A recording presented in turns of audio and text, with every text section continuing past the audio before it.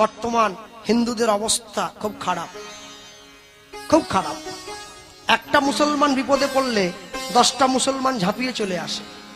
একটা হিন্দু রাস্তায় পা ভেঙে পড়ে থাকলে কেউ তাকে বাঁচাবার জন্য ছুটে যায় না, পাশ দিয়ে সাইড কেটে পালিয়ে যায়। এক হয়ে বাঁচবে। একজনের বিপদে পড়লে 5 জনে গিয়ে হাত ধরবে, একজন বিপদে পড়লে 10 জন মিলে রুখে দাঁড়াবে। শোনো, যদি এখনো পর্যন্ত তোমরা রুখে না দাঁড়াও, অন্যায়ের প্রতিবাদ না করো, বিপদের সময় এক না হও, তাহলে মনে রেখো আজ থেকে 20 বছর পরে এই শাহুপাড়াটাও কিন্তু সন্দেশখালিতে পরিণত হয়ে যাবে। এখনো সময় আছে। এক হবে, হাতে হাত দিয়ে বাঁচবে। একজন বিপদে পড়লে 10 জনে এগিয়ে যাবে, কেউ ঘরে ঢুকিয়ে দরজা লাগিয়ে দেবে না। আর নিজের বাড়ির সন্তানকে যেমন শিক্ষা দিচ্ছ, শিক্ষা দেবে, পাশাপাশি সংস্কার দেবে। তোমার বাড়ির মেয়ে, তোমার বাড়ির বোন কখনো যেন অন্য ধর্মের কোনো ছেলের প্রতি আকৃষ্ট না হয়ে পড়ে। যে ধর্মে আছো, যে মাটিতে বড় হয়েছ, যে মায়ের খেয়েছ, সেই মাকে সম্মান করবে। আমি একটা কথাই শুধুমাত্র তোমাদেরকে এই জায়গায় দাঁড়িয়ে আমি প্রচার করে গেলাম। মুসলমানদের রোজা মাস চলে গেল, রমজান মাস চলে গেল। আমার সঙ্গে অনেক মুসলিম ভাইয়ের পরিচিতি আছে। আমি জিজ্ঞাসা করেছিলাম, সূর্য ওঠার থেকে সূর্য ডোবা পর্যন্ত তোমরা মুখে থুতু পর্যন্ত গেল না, উপবাস করে আছো? বলে হ্যাঁ দাদা, আজকে আছি। তা আমি বললাম, এই মাসটায় নেশা করো না? মাঝে মাঝে তো খাও দেখি, এই মাসটায় খাবে না? বলে কি বলছেন দাদা, এটা আল্লাহর মাস, আমরা মানি তাকে। এই মাসে, রোজা মাসে কি মদ খাওয়া যায়? খাওয়া যায় না। যে খায় সেও খায় না। আর আমার গ্রামে দোল উৎসব হচ্ছে, 5 দিন কীর্তন হবে। আমার কমিটির ছেলেরা বলছে, দেখি 200 টাকা দেখি। কি রে, গ্রামে ঠাকুর এসছে, কীর্তন হবে, তোরা 200 টাকা? বলে আজ খাবো নি, কবে খাবো? আজই তো খাবো। ভগবানের নাম হচ্ছে, তোরা মদ খাবি? তোরা ভগবানকে কিরম ভালোবাসিস? হ্যাঁ, কালী পুজোর সময় মা কালীকে ভাসাতে নিয়ে যাচ্ছে আর চিৎকার করে বলছে, ঠাকুর থাকবে কতক্ষণ, ঠাকুর যাবে বিসর্জন। এ কেমন ভালোবাসা মায়ের প্রতি? মাকে যদি ভালোবাসতে হয়, চোখের জলে বুক ভাসিয়ে মাকে বিদায় দেবে।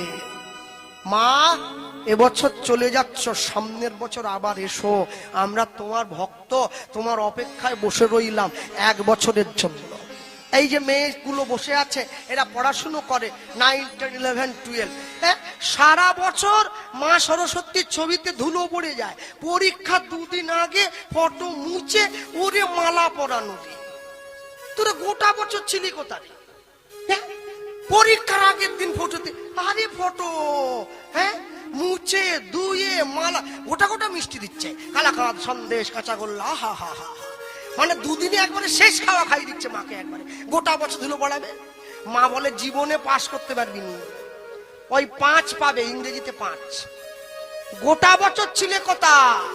পরীক্ষা দিতে যাওয়ার আগের দিন গাড়িতে বসে পড়ছে, মাধ্যমিকে যাওয়ার মারুতির মধ্যে বসে আছে, বই খুলেনি। পড়ার দরকার ছিল বাড়িতে, পড়ছে গিয়ে গাড়িতে। হ্যাঁ, সারা বছর না পড়ে যেমন পরীক্ষায় পাশ করা যায় না, সারা জীবনে হরি নাম না বলে মরার আগের দিন বলতে গেলে মুখে আসে না, মুখে বেঁধে যাবে, কোনোদিন আসবে না।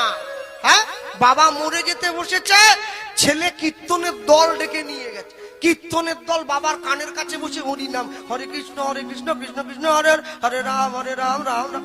8 ঘন্টা পরে সেই বুড়ো চোখ মেলে তাকিয়ে তার নিজের ছেলেকে ডেকে বলছে, কোন মাঠের জমির খদ্দের? শালা চিন্তা করো দেখি। হ্যাঁ, সারা জীবন ক্যাংড়ার মতো শুধু মাটি আজড়ে আজড়ে গেছে। হ্যাঁ, ও জমির মধ্যে ঢুকে পড়েছে। কীর্তনের দল খোল খত্তাল নিয়ে উঠে পড়েছে বলে, বলে তোর বাপকে হরিনাম দিয়ে খুব একটা লাভ হবে না। বলে কেন? বলে তোর বাপ মরে যাচ্ছে, জমি ছাড়তে পারেনি এখনো। ই কি জমি রে, একবারে ভিতরে ঢুকিয়ে পড়লো। মনে রাখবেন, আপনি সংসারে থাকবেন, এতে ক্ষতি নাই, কিন্তু সংসার যদি আপনার মধ্যে ঢুকে পড়ে না, বিপদ কিন্তু বিরাট। আপনি মদ খান, মদ যদি আপনাকে খায়, যে কোনো মুহূর্তে অ্যাক্সিডেন্ট হয়ে যাবে। মানুষ তো বড় ভুল করে। 3 জনে মদ খেয়ে তো বাসে উঠেছে, চল হেরিয়া থেকে নন্দীগ্রাম চল। বাসওয়ালা বলছে এদিককে নিয়ে গেলে তো ভাড়া দিবে নি একটা। হ্যাঁ, দু পাউড়ি এগিয়ে নিয়ে গিয়ে বাসালা নামিয়ে দিয়েছে, নেমে বড় নন্দীগ্রাম চলে এসেছে। প্রথম মাতালটা গিয়ে